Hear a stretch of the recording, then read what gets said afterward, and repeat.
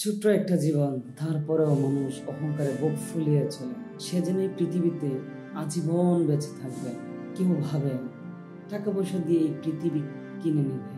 আসলে একটুখানি হাঁচি কাশি বা ইত্যাদি যে কোনো অসুস্থতায় এই মানুষটাকে হাসপাতালে বেড়ে অসহায় করে ফেলে দেয়। তারপরেও মানুষের অহংকার থামে না।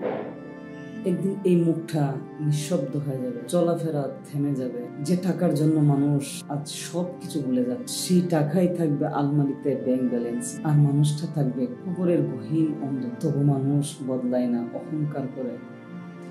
অহংকার আর দাম্ভিকতায় যেন মাটিতে পা পড়ে না, মৃত্যুর কথা চিন্তা করে না, দুনিয়ার কথায় সারাক্ষণ চিন্তায় অবিচল থাকে। যে জীবনটা শুরু হয়েছিল কান্না দিয়ে, সেই জীবনটা শেষ হবে এক গভীর নিস্তব্ধতায়।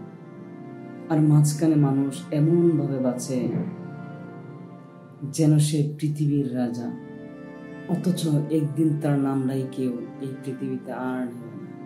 যে টাকা পয়সার অহংকার দাম্ভিকতা করে, কিন্তু মৃত্যুর পরে টাকা পয়সা কোনো কিছুই কাজে আসবে না, এমনকি তার কাফন কাপড়টাও কিনবে অন্য মানুষের টাকায়।